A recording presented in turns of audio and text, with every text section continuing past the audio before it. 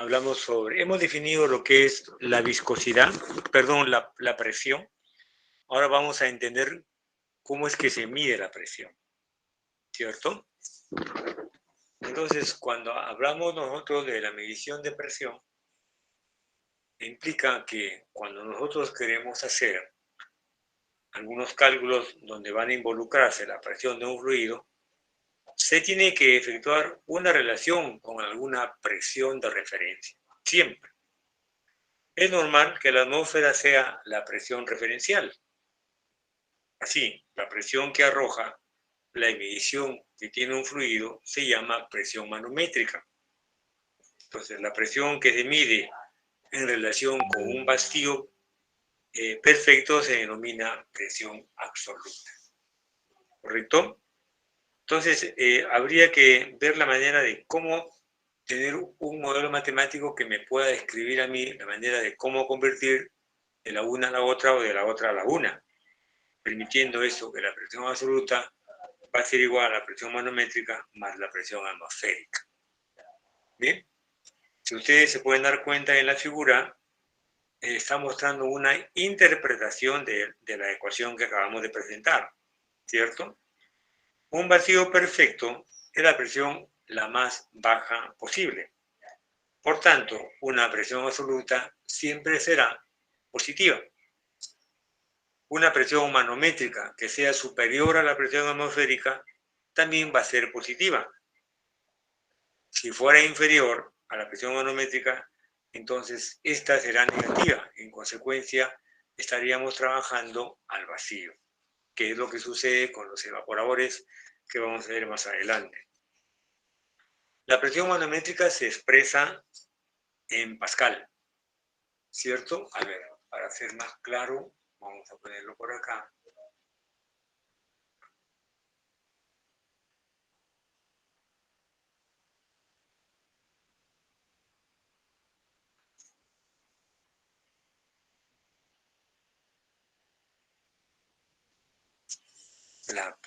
El Pascal, que sería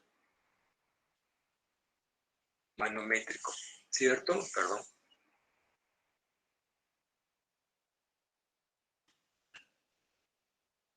Sí sería, ¿no?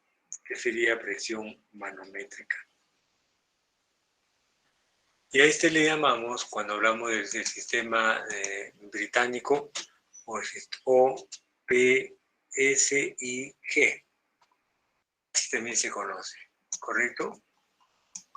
O PSIG. Esa es presión manométrica. En cambio, la presión absoluta se va a expresar en unidades parecidas a estas, pero que no son iguales, ¿no? Lo que sería presión acá absoluta. O también se conoce como PSIA. Así es como lo van a encontrar para el sistema inglés, ¿no?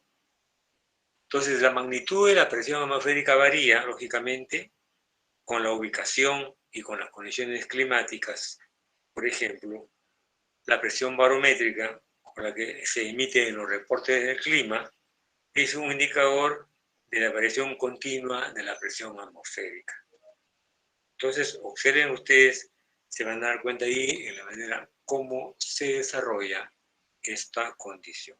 ¿Cuándo va a ser positiva y cuándo será negativa? Bien, esta es otra forma de expresarla y vamos a ver ahora la relación entre presión y elevación.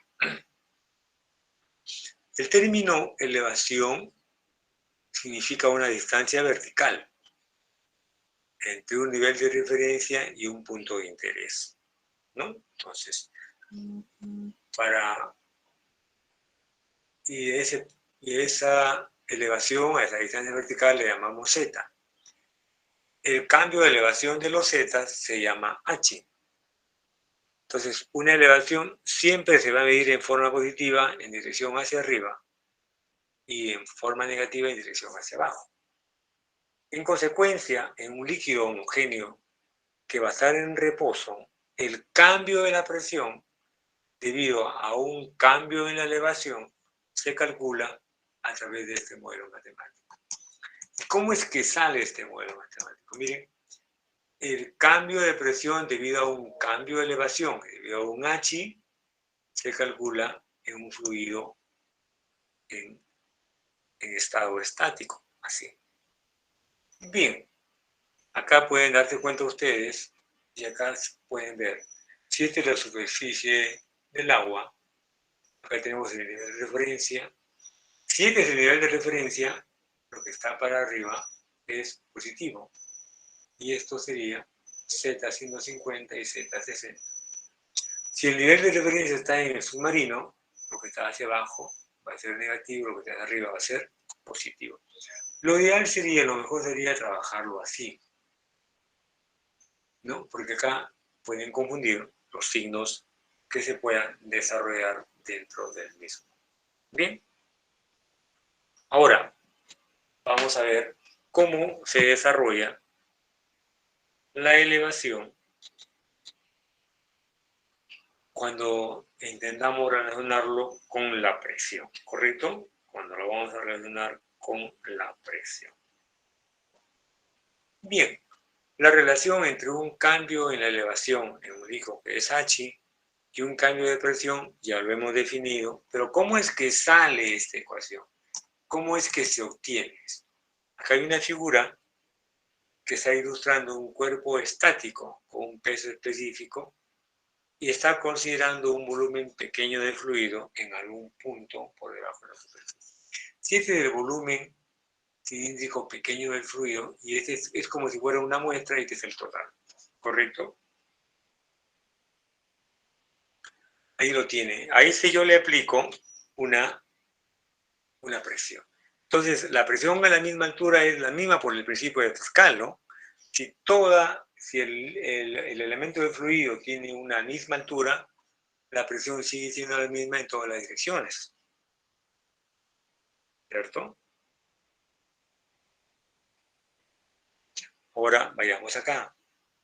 Entonces, si tenemos esto, se pueden dar cuenta que acá hay una presión o una fuerza hacia arriba y una fuerza hacia abajo y un peso. ¿Cierto?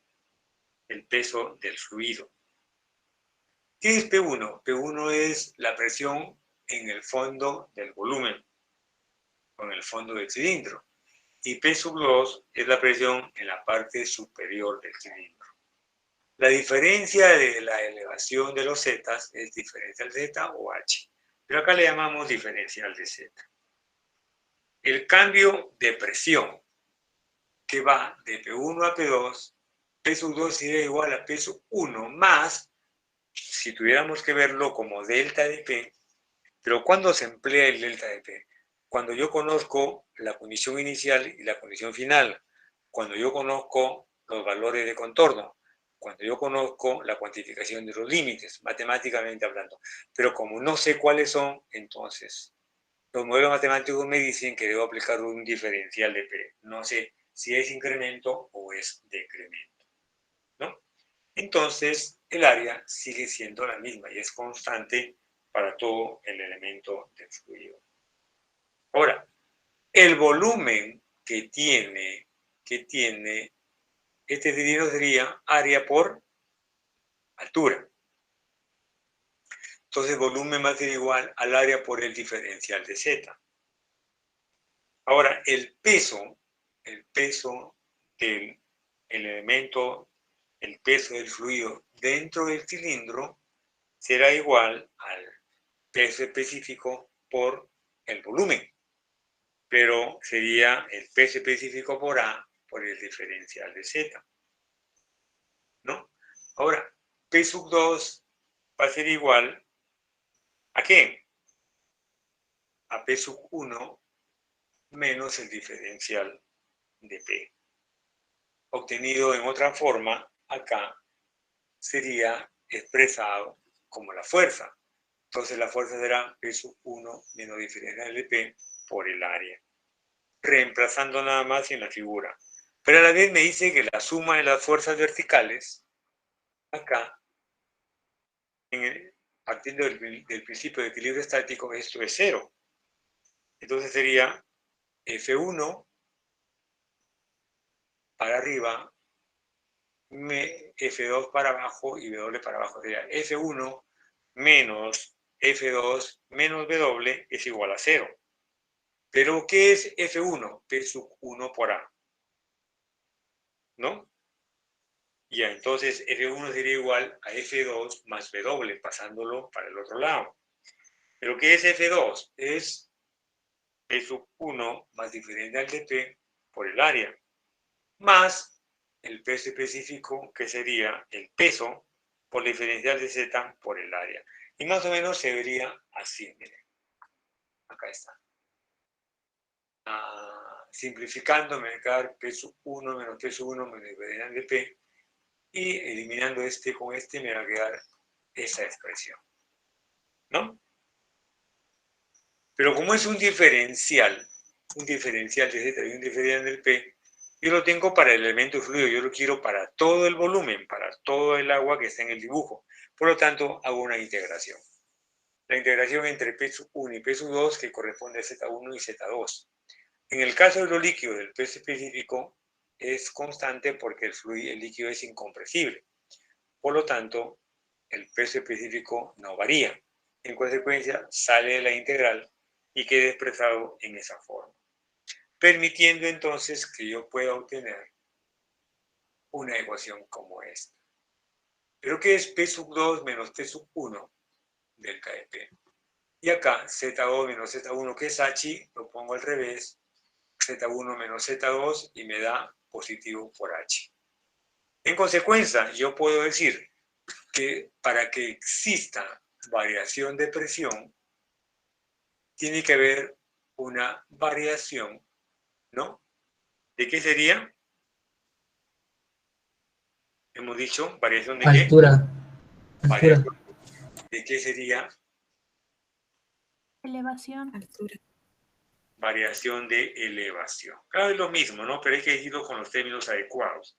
Entonces, si yo hago una variación de presión es porque se ha permitido, se ha generado una variación de elevación. Matemáticamente hablando, me interesa a mí que exista una variación de elevación para que exista una variación de presión. ¿Sí me dejo entender? Según lo que dice el modelo matemático. Sí, ingeniero. Muy bien. Entonces nos quedaría una propiedades del aire versus temperatura en el sistema internacional, que se le está dando, y sería en el sistema inglés. Esas son propiedades de la atmósfera, conforme cambia la altitud, como va cambiando los sistemas, tanto en el SI como en el inglés. Acá hay propiedades de la atmósfera, estándar versus la altitud, cómo es que se cambia, cómo es que se desarrolla, y acá sería la paradoja de Pascal. ¿Cómo se entiende? Esto se entiende aplicando este modelo. Este modelo. Lo voy a copiar y me voy para acá. Y lo pongo por acá.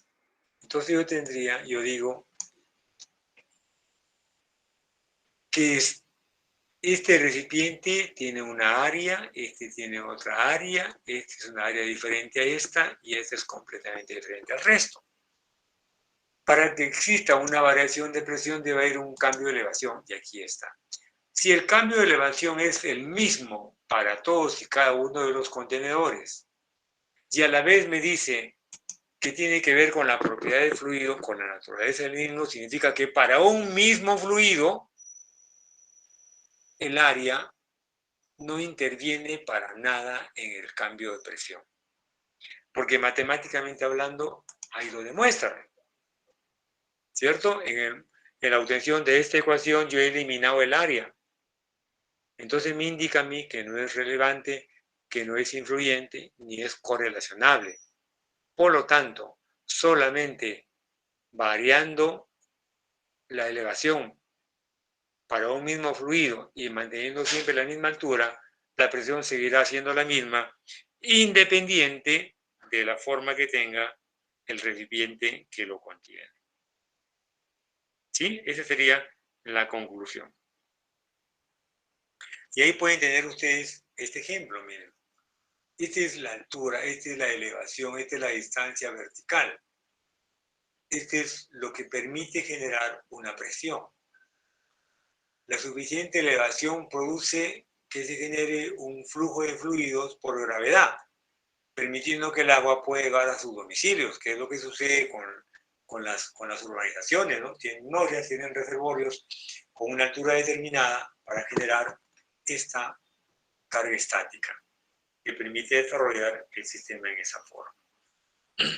Bien, a su vez tenemos acá los manómetros. ¿Qué es un manómetro? Es un dispositivo que permite medir el cambio de presión cuando se genera un cambio de elevación en un fluido que no se mueve, ¿no? Entonces acá tienen diferentes tipos de manómetros. Un manómetro disponible comercialmente, el siguiente es un manómetro diferencial que tiene una aplicabilidad específica. Y acá yo tendría un ejemplo, y a este yo le pongo ejemplo 1. Acá miren, este es un manómetro que está cerrado en ambos lados, y este tiene una presión A y este tiene una presión B. Este es un manómetro diferencial, es decir, que me da la variación de la presión entre ambos puntos considerados, ¿correcto? Entonces me pregunta y me dice, ¿cuál sería la diferencia entre los puntos A y B que se encuentran en la figura? Y exprésala en forma de P sub B menos P sub A. El objeto es describir la ecuación para el manómetro. Entonces, me voy por acá y acá lo vuelvo a pegar. Miren. Acá también lo pego. Por acá y pego. Muy bien. Entonces yo empiezo acá. La presión en el punto A, y mejor lo voy a escribir, ¿ya? Para mejor entender. Me dice la presión en el punto A, ¿cierto? Eso es lo que me dice. La presión en el punto A. ¿Por qué? ¿Qué significa esto? ¿No? Es como si yo dijera, a ver, para un mejor entender. Yo pongo P sub 1 menos, mejor le pongo este en minúscula, ¿ya? Así me queda. Esta es la variación de la presión, ¿cierto? Así me queda.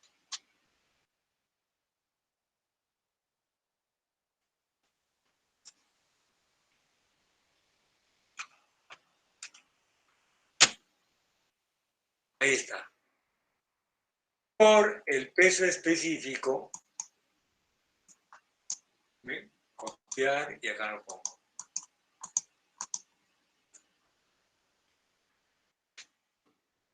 Por el peso específico, por la altura. Pero ahora yo estoy acá y voy a bajar acá. Significa entonces que yo este valor lo puedo pasar para acá con signo positivo, ¿no? ¿Cierto? Si acá está restando, al otro lado pasa multiplicando. Entonces yo pongo acá, es igual a P sub A, y acá lo sumo. ¿Correcto? Sumo acá. Ahora, el peso específico de qué fluido hay acá. Ahí está en la figura. ¿Qué fluido es? Aceite. Aceite. Aceite, ¿correcto? Si el fluido es aceite, yo le pongo el O, de oil, ¿no? ¿Cierto? Por la altura. Si estoy acá en A y me voy hasta 1, ¿cuánto es la altura? Sería 29,50 más 4,25, ¿no? Porque estoy acá, ¿ve?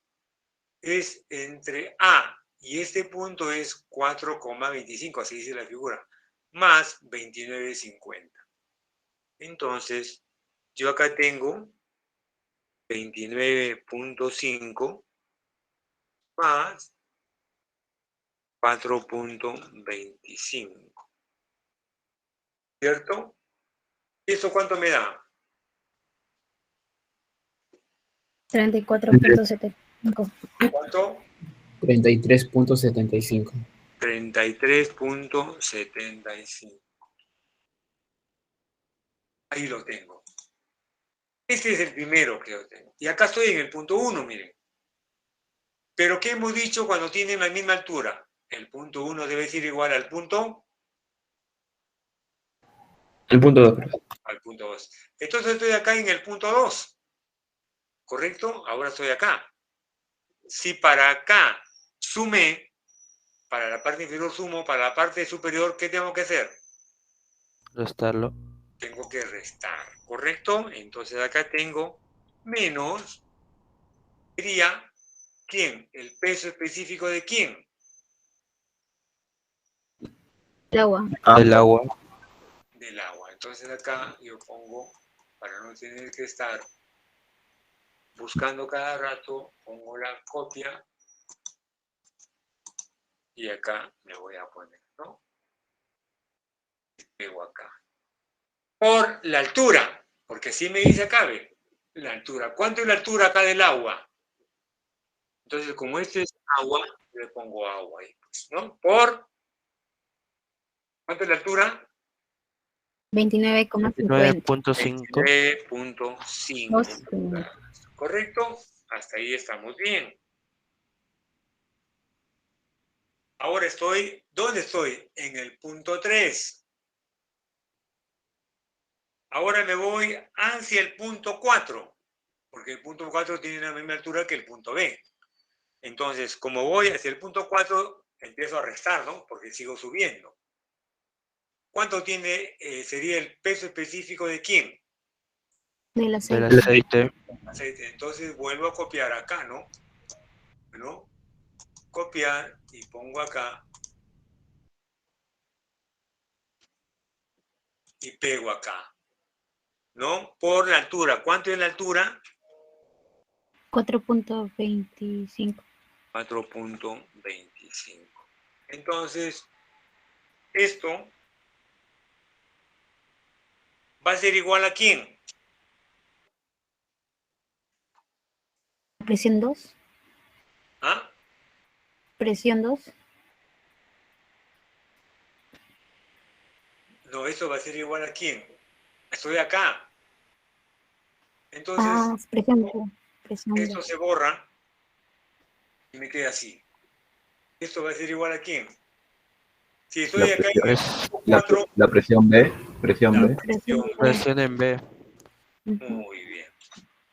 Entonces yo tendría aquí la presión B. Como tengo la presión B, ahora yo digo P sub B menos P sub A y tengo lo que quiero. Y con eso saco todo a la derecha, saco todo a la izquierda y me tiene que dar un valor determinado. ¿Sí se entendió cómo se desarrolla? Sí, profesor. Sí, pero. Sí, profesor. Entonces, Sí, el profesor. desarrollo está acá, ven. Acá está el desarrollo. Ahí está completito. Toda la explicación del caso. ¿Correcto?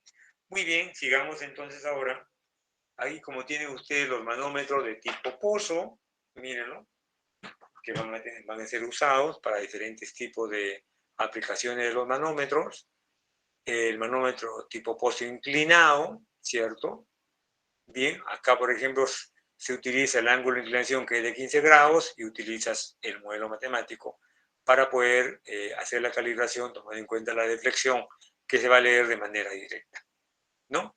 Ahí tenemos los barómetros, bien, como pueden darse cuenta acá, se dan vuelta, se pueden dar vuelta el barómetro y se puede obtener la medición de la presión, ¿no? ¿Qué presión? ¿Qué te da el barómetro? Es el dispositivo para medir la presión atmosférica, ¿no? Este es, mire, este acá tiene un tubo largo que está cerrado en uno de sus extremos y se llena con mercurio. Después, esto hay que sumergirlo en un extremo abierto bajo la superficie del mercurio que se encuentra en este contenedor, ¿no? De tal forma que va a permitir alcanzar, ¿no?, el equilibrio, como se muestra ahí en la figura, ¿bien? En el extremo superior del tubo se produce un vacío casi perfecto que contiene al vapor del mercurio a una presión determinada de 0,17 pascal a 20 grados Celsius. Entonces, pueden darse cuenta ustedes cómo es que ustedes pueden comprobar y cómo determinar con los barómetros la presión atmosférica dependiendo de la altura que alcance, ¿no? Y ahí lo tienen, por ejemplo, la manera como tienen que desarrollarse, y ahí está. Este es un ejemplo típico que no está de más, pero lo dejo a ustedes para que lo lean porque es demasiado simple. Acá lo que tienes es, en el noticiero de la televisión te dice que la presión barométrica es de 772 milímetros de mercurio, significa que es más de 760 milímetros de mercurio. Por lo tanto, entonces vas a tener una presión en kilopascales mayor a 101. ¿Correcto? De igual manera sería al revés. Dada la presión, ¿cuánto sería la altura? La altura sería 30.4 pulgadas. Bien. Ahora, ¿cómo expresamos la altura como una columna de líquido? Dice, para la presión de una pulgada de agua, ¿cómo puedes expresarlo en PSI? Y ahí tienes acá, P es igual al P específico por altura, y acá está. Si la presión es 62, el P específico es 62.4 libras por pie cúbico, y la altura es una pulgada de agua, entonces haces la debida conversión de consistencia para que te dé acá en PSI. Lo que tenías en nivel, ahora lo tienes en nivel de presión.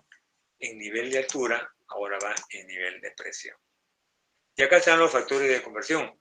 Por una pulgada de agua es tanto, por una pulgada de agua es 249.1 pascales, para una pulgada de mercurio es 0.491 PSI, etcétera, etcétera, etcétera. Bien, vamos a hablar ahora de los medidores y los transductores de presión, ¿no? Entonces, el término general que se utiliza siempre es transductor de presión. Eso significa que yo puedo determinar, detectar, identificar el valor de la presión a través de una señal eléctrica, que puede ser transmitida desde una distancia considerable a través de una estación que actúa como estación de control y que llega una respuesta digitalizada, de tal forma que se obtiene el dato real en tiempo real, haciendo uso del puente de Wheatstone, ¿no?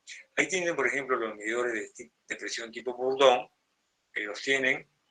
Este es medidor magnético de presión un poquito más avanzado, y este es el transductor e indicador de presión que se mide por tensión, ¿correcto?